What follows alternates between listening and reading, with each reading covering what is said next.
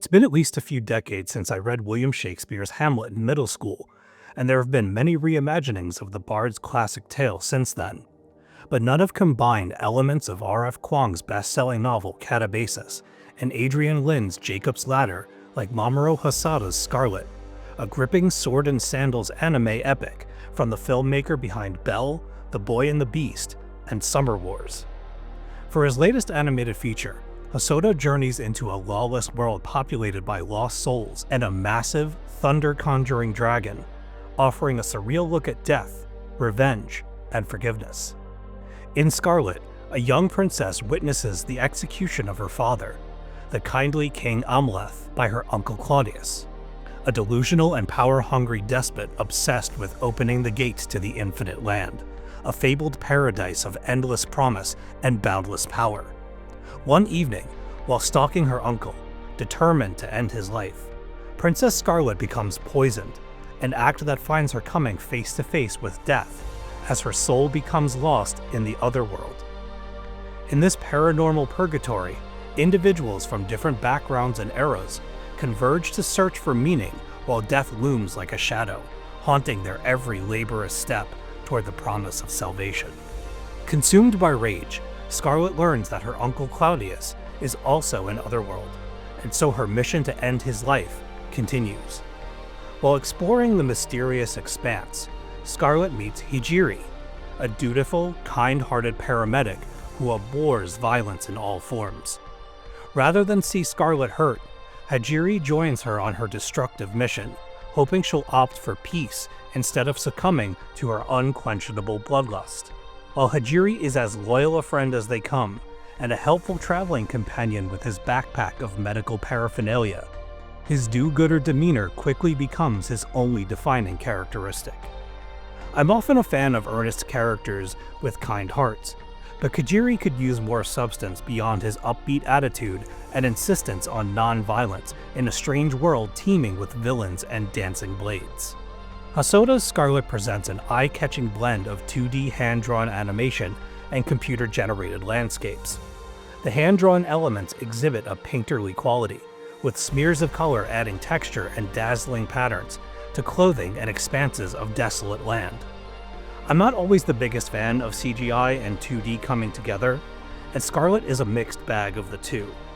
While some scenes look positively gorgeous, the CGI is almost photorealistic, while the 2D characters look cut from finely sanded wood. As I'd said, it's an interesting blend, though the style doesn't always complement the film's direction as the camera sweeps over locales that look superimposed or stale. Where the film truly shines is in its depiction of Princess Scarlet, a would-be ruler of a broken kingdom desperate for revenge.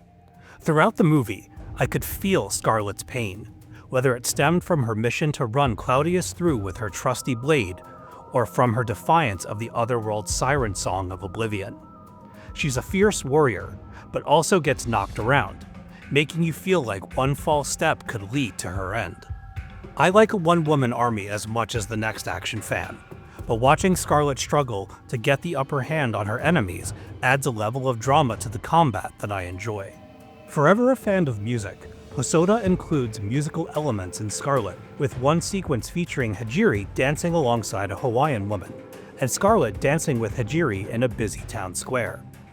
After she time travels to his future for a perplexing respite from her primary mission. While the town square sequence feels out of place at first, it leads to some of the film's best drama as Scarlet witnesses a world where she could be free of her pain. Watching herself dance with Hijiri sends Scarlet into an emotional tailspin as she contemplates a life where she could achieve happiness, the never-ending urge to put sword to skin no longer a concern. Upon returning from her time-traveling journey, something inside Scarlet mends. She begins to imagine a life of peace, and for the first time, contemplates forgiveness. It's a beautiful turning point. While I would have preferred to see Scarlet in an IMAX theater as I'd initially intended, I made do with my at-home screener copy just fine. I'm an audiophile, and watched the film while wearing a quality pair of headphones. Scarlet's sound design is something to behold. I immediately noticed the mix, with the atmospheric background score bouncing from one headphone to the other, for an enchanting display of sound and personality. When you watch the film, pay particular attention to the audio during combat sequences. It sounds like a shotgun went off when Scarlet would kick an enemy in the face, sending shock waves of devastation through my skull. Despite some of the film's music being unremarkable, the sound design itself is something to behold. Having perused a few reviews before writing my own, I liked Scarlet more than most. As reimaginings go, Hosoda's take on Shakespeare's Hamlet is powerful, emotional, and breathtaking in its depiction of a world somewhere between life and death. If I had to knock it for anything, it would be that I found the laws of the Otherworld confusing. I don't know if I blacked out, looked at my second monitor for a moment, or let exhaustion take hold. It had been a long week. But the inner workings of Otherworld eluded me for much of the film's duration. Granted, Otherworld is mysterious and ambiguous while blurring the lines of reality, but I struggled to grasp its rules and intricacies. I trusted that I would understand it by the end. And I did, but it was a perplexing journey to the film's conclusion. Regardless of whether Hosoda's other films are better constructed, there's still so much to enjoy and take away from Scarlet. I love watching movies featuring characters overcoming impossible odds, and Scarlet delivers an engaging spin on Shakespeare's tale with hypnotic art, and engaging internal struggle, and action that peppers the experience with heart-racing thrills and slick displays of power. It may not be Hosoda's strongest film, but they can't all be Summer Wars. That's why I'm giving Scarlet a 7 out of 10.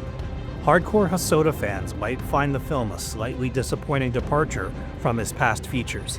Still, it's a brilliant reimagining of a story that never goes out of style, with plenty to offer casual audiences in the way of visuals, sound, and sacrifice.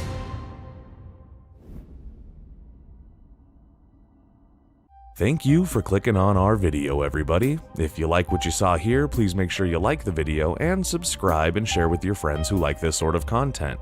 JoBlo remains an independent company, and we appreciate all of your support.